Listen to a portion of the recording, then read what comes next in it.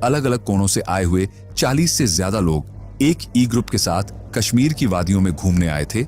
जगह थी पहलगाम की बेसरन घाटी। नीला आसमान, ठंडी हवा और चारों तरफ फैली हरियाली। माहौल एकदम शांत और सुकून भरा था। कुछ टूरिस्ट खुले मैदान में मस्ती कर रहे थे तो कुछ स्थानीय दुकानों के बाहर लगी कुर्सियों पर बैठकर नजारे ले रहे थे। लेकिन तभी उस शांति को चीरती हुई एक डरावनी आहट आई। जंगल की ओर से कुछ लोग आते दिखे, सेना की वर्दी पहने हुए, चेहरों पर नकाब। पहले तो लगा शायद आर्मी की कोई पेट्रोलिंग पार्टी हो, लेकिन कुछ ही पल में सच्चाई सामने आ गई। वो आतंकी थे। तुम्हारा नाम क्या है? आईडी दिखाओ। कलमा सुनाओ। इस तरह के सवालों के साथ उन्होंने एक एक कर लोगों से पहचान पूछनी शुरू की। कुछ को कलमा पढ़ने को कहा गया और कुछ की पैंट उतरवाकर उनकी पहचान की गई। जो मुसलमान नहीं थे उन्हें वहीं खड़ा करके गोली मार दी गई। पूरा इलाका गोलियों की आवाजों से गूंज उठा। करीब 10 मिनट तक गोलियों की बौछार होती रही। चीखें, अफरा तफरी और लोगों की जान बचाने की बेकरार कोशिशें, सब कुछ एक भयानक मंजर में बदल गया।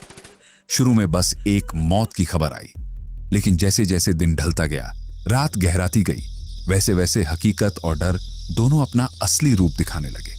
रात 11 बजते बजते मौत का आंकड़ा 27 तक पहुंच गया। एक दुकानदार कांपती आवाज में बस इतना कह पाया, हम समझ ही नहीं पाए कि यह सब इतना जल्दी कैसे हो गया। कुछ भी कर पाने से पहले सब खत्म हो चुका था। कहते हैं ना, जब दर्द अपनी हदें पार कर जाता है तो दिल भी सुन्न पड़ जाता है। न आंसू बहते हैं, न आवाज निकलती है, इंसान पत्थर बन जाता है। इस दिल दहला देने वाली घटना ने फिर से हमें याद दिला दिया कि डर, नफरत और हिंसा की कोई जात, मजहब या सीमा नहीं होती। हम सबका फर्ज है कि ऐसी घटनाओं के खिलाफ आवाज उठाएं, इंसानियत के साथ खड़े रहें और सबसे जरूरी शांति और एकता बनाए रखें। एक तस्वीर जो दिल दहला देती है, एक औरत जमीन पर बैठी अपने की लाश से लिपटी हुई। ये फोटो उस दर्द की एक जीती जागती मिसाल है जिसे लफ्जों में बयां करना मुश्किल है। रिपोर्ट्स बताती हैं कि मारे गए ज्यादातर लोग पुरुष थे और हैरानी की बात यह है कि जब हमला शुरू हुआ तब वहां मौजूद टूरिस्टों को यह समझ ही नहीं आया कि असल में हो क्या रहा है। वजह, हमलावरों ने सेना की वर्दी पहन रखी थी, चेहरे मास्क से ढके हुए थे। सब कुछ इतना अचानक हुआ कि कोई कुछ समझ पाता उससे पहले सब कुछ बदल चुका था। महाराष्ट्र के पुणे से आई आशा नाम की महिला, जो अपने परिवार के साथ पहलगाम की वादियों में घूमने आई थी, उन्होंने मीडिया को रोते हुए बताया, हम समझ ही नहीं पाए कि यह आर्मी है या कोई और। जब उन्होंने सिर्फ मर्दों को उठाना शुरू किया तब शक हुआ।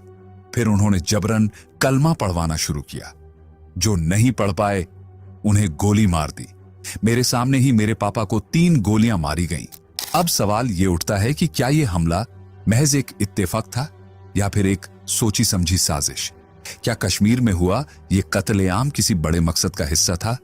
चलिए आपको 2 थ्योरी के जरिए यह समझाते हैं। और हां, इस वीडियो में हम यह भी जानेंगे कि आतंकियों ने हमले के लिए 22 अप्रैल का दिन ही क्यों चुना।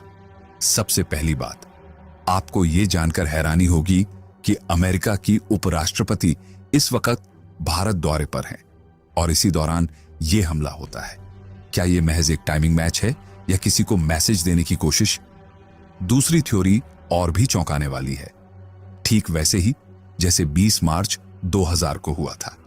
उस वक्त अमेरिका के राष्ट्रपति बिल क्लिंटन भारत दौरे पर आए थे और उसी दिन जम्मू कश्मीर के अनंतनाग जिले के छत्र सिंहपुरा गांव में आतंकियों ने हमला किया था। उस हमले में 35 सिखों को बेरहमी से मार डाला गया था।